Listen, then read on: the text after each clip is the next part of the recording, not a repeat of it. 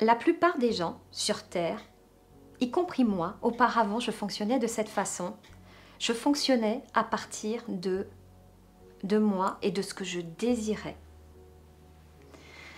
Le grand changement que nous vivons actuellement, qui est une évolution magistrale de la spiritualité en nous et à l'extérieur de nous, parce que la spiritualité, elle a justement cette qualité d'être vécue à l'intérieur et à l'extérieur de nous. C'est-à-dire la spiritualité que l'on incarne intérieurement, c'est-à-dire ce que je pense, ce que je ressens, ce que je vibre, je vais l'incarner à l'extérieur par la manifestation de qui je suis.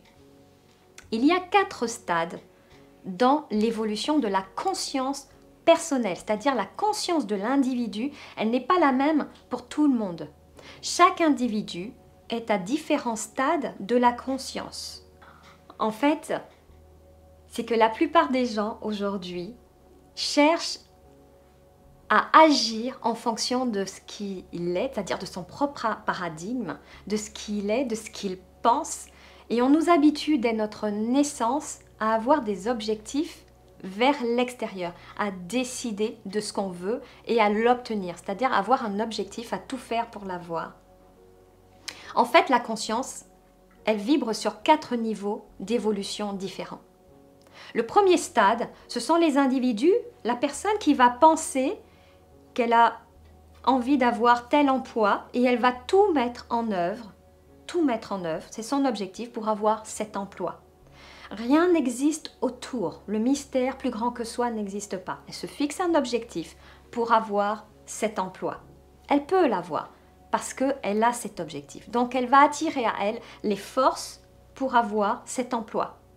Maintenant, si elle a des croyances limitantes qui sont internes, sa façon de penser, si elle est négative, si elle doute que ce ne soit pas possible, ça va créer des freins à son objectif. Donc, elle a un paradigme qui est plutôt limité. Le deuxième stade de l'évolution de la conscience, c'est quand je prends conscience que je peux agir sur la matière. Et donc, je vais créer ce que j'appelle des affirmations positives ou de la visualisation pour visualiser que j'ai l'emploi idéal, que j'ai la somme d'argent idéale dont j'ai besoin pour pouvoir réaliser tel projet, c'est-à-dire mettre dans le confort ma famille, partir en voyage, imaginer un grand voyage familial, acheter la voiture de mes rêves. Je visualise et je vais donc décrire des affirmations positives qui vont activer le champ d'énergie cosmique. Donc j'ai passé un cap, il n'y a plus que moi qui existe en tant qu'individu, c'est moi et donc les énergies cosmiques, l'univers. Le troisième stade de la conscience, je passe à un autre cap, c'est que je prends conscience que les affirmations que je dis ne sont pas suffisantes. Elles sont limitées par rapport à mon système de pensée qui est parfois erroné, mais surtout très limitant, parce qu'il est rempli de crainte, de peur.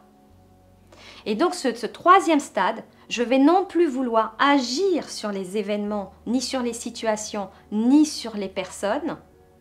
Je vais me laisser recevoir et inspirer de la vie, de mon âme, les situations, les événements. Donc je vais rentrer dans le flot de la vie et que ça se fasse naturellement. Donc à ce stade, il y a beaucoup moins d'efforts. Je vis les synchronicités avec les rencontres des personnes, des synchronicités avec des événements. Je désire créer un projet et tout d'un coup, les jours qui suivent, les bonnes personnes viennent à moi et manifestent ce dont j'ai besoin pour monter ce projet de façon idéale à la perfection. Et je n'essaye pas de contrôler ni la date du projet, ni son début, ni la fin, ni l'objectif d'un chiffre d'affaires. Je suis dans le flow et je me laisse complètement porter. Là, je commence à m'aligner avec mon âme. Parce que mon âme a une trajectoire. Elle est plus grande que moi. Ce n'est pas mon projet à moi, c'est le projet qui me dépasse, le projet de mon âme, puisque nous sommes des êtres uniques, avec une destinée, avec une raison d'être et avec une action majeure à poser sur Terre, quelle que soit notre échelle. Pour certains, ce sera de monter un grand projet. sur Terre, d'envergure. Et pour d'autres, ce sera très simple. Peut-être que ça sera juste de jardiner, peut-être que ça sera juste d'être en famille et d'apporter de l'harmonie. Mais je me laisse vraiment couler dans le flot de la vie.